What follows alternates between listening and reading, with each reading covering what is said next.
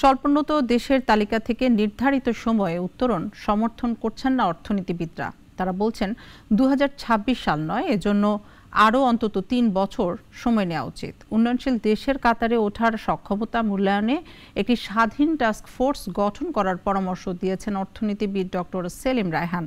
ঢাকা বিশ্ববিদ্যালয়ের অর্থনীতির শিক্ষক ও গবেষণা প্রতিষ্ঠান সানেমের নির্বাহী পরিচালক নাগরিক টেলিভিশনকে বলেছেন, অনেক দেশে মধ্যম আয়ের ফাঁদে আটকা পড়েছে। সতর্ক না থাকলে একই ফাঁদে পড়তে পারে দেশ। সম্প্রতি ব্যবসায়ীরাও সময় পেছানোর দাবি তোলেন। আমি মনে করি অবশ্যই এখন থেকে 2 বছরের সামান্য অধিক সময়, মানে 2026 নভেম্বর মাসে আমরা কিন্তু স্বল্পোন্নত দেশের তালিকা থেকে বের হয়ে আসার কথা।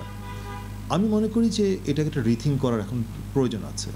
বিশেষ করে অর্থনীতি যে গভীর যে ক্ষতগুলো সৃষ্টি হয়েছে নানা কারণে, আমরা যে কারণগুলো এতক্ষণ ধরে আলাপ করলাম তার মধ্যে দুর্নীতি যেমন আছে, ভুল নীতির যেটা সমস্যা, তারপরে আমাদের যে অর্থনীতির যে প্রবৃদ্ধির যে চলকগুলো, বিশেষ করে রপ্তানি, রেমিটেন্স, এগুলোরও ক্ষেত্রে গতিশীলতা অনেক দুর্বল হয়ে গেছে এবং সামগ্রিকভাবে অর্থনীতির কিন্তু আর্থিক খাত থেকে শুরু করে কর খাত বিশাল ধরনের সমস্যা আছে।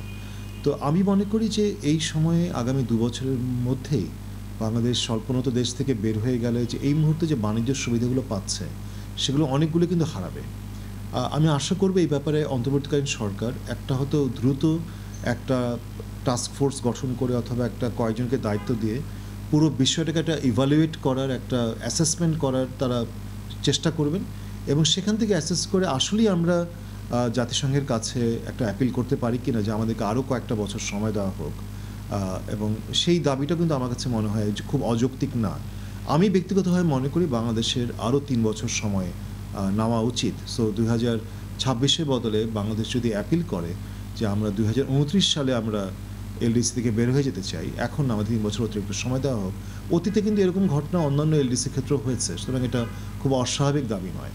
তো এটা কিন্তু এই দাবিটা অথবা এই অ্যাসেসমেন্টটা হতে হবে এই বিষয়ে যারা অভিজ্ঞ তাদেরকে নিয়ে যদি একটা টাস্কফোর্স করা যায় এবং দ্রুত তারা যদি একটা সিদ্ধান্তে আসার ক্ষেত্রে অন্তর্বর্তীকালীন সরকারকে সহযোগিতা করে, তাহলে হয়তো আমরা একটা বেটার একটা রেজাল্ট। 250-টিরও বেশি ডিজাইন অপশন নিয়ে ওয়ালটন স্মার্ট ফ্রিজ, বোঝে আপনার প্রয়োজন।